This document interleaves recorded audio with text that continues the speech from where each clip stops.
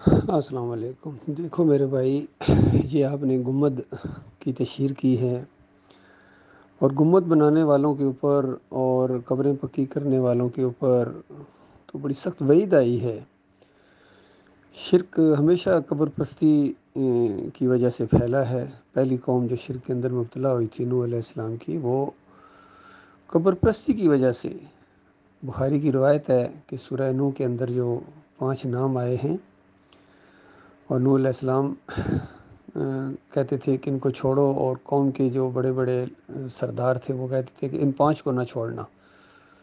تو نبی علیہ السلام نے فرمایا کہ یہ 5 قوم نوح کے صالحین تھے، نیک لوگ تھے، جن کی قبروں کے اوپر لوگ مجاور بن کر بیٹھ گئے تھے۔ آج پوری دنیا میں یہ جو قبر پرستی ہو رہی ہے، گنبد پرستی ہو رہی ہے، سب سے بڑی دلیل نبی علیہ السلام کے گنبد کو دیا جاتا ہے کہ یہ دیکھو، پھر نبی علیہ السلام کی قبر کے اوپر گنبد کیوں ہے؟ اگر گنبد بنانا حرام ہے، ناجائز ہے، شرک ہے، بت پرستی ہے، تو پھر نبی علیہ السلام کی قبر کے اوپر کیوں ہے؟ یہ سوال پوچھا جاتا ہے۔ تو ان کو جواب یہ ہے کہ نبی علیہ السلام کی زندگی میں تھوڑا یہ بنا تھا، نہ ابو بکر صدیق کی زندگی میں، نہ عمر بن خطاب کی زندگی میں، بلکہ سارے صحابہ، آخری صحابی بھی جب فوت ہو گئے تب بھی یہ گنبد نہیں تھا، آخری تابعی جب فوت ہو گئے تب بھی یہ گنبد نہیں تھا، آخری تبع تابعین جب فوت ہو گئے تب بھی یہ گنبد نہیں تھا۔ غور کریں ذرا، دین اسلام کیا ہے پھر؟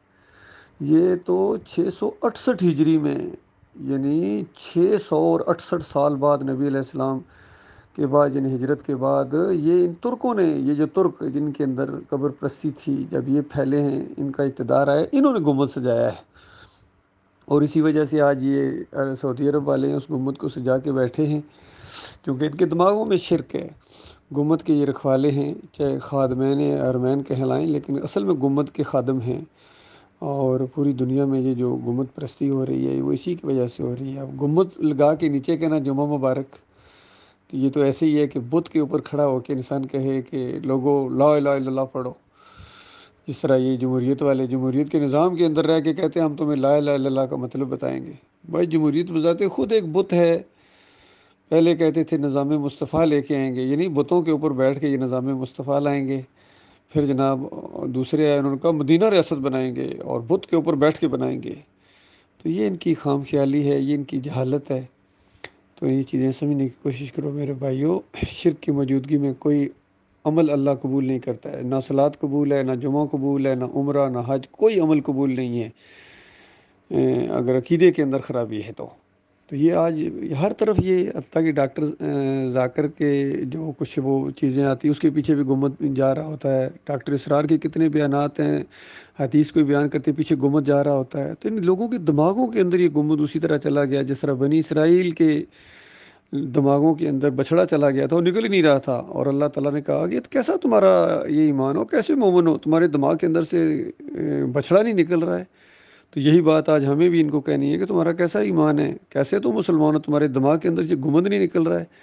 نبی علیہ السلام نے کبھی گنبد نہیں بنوائے تھے، بلکہ گنبدوں کو توڑنے کا حکم دیا تھا، جو قبر زمین سے اوپر اس کو نیچے برابر کر دیا جائے۔ نبی علیہ السلام کی تو یہ سنت ہے۔ آج کون اس سنت کے اوپر عمل کرنے کی ہمت رکھتا ہے کہ ان سارے گنبدوں کو گراؤنڈ کر دیا جائے؟ جتنے بھی ہیں پوری زمین کے اوپر جو گنبد ہیں، یہ گراؤنڈ کر دیے جائیں گے جب مسلمانوں کی حکومت آئے گی۔ اللہ کے بندے جب آئیں گے تو شرک اور کفر کا کلا کما کر دیں گے، اور شرک کو اس طرح ہر طرف ناچنے کی اور جلوس کی اجازت نہیں دی جائے گی۔ ابھی دیکھیں جو پچھلے مہینے میں ان کی کیا ہے، رافضیوں نے جس طریقے سے گھوڑے کو پوجا ہے اور مارا پیٹا ہے، اپنے آپ کو عجیب و غریب قسم کے جلوس نکالے ہیں۔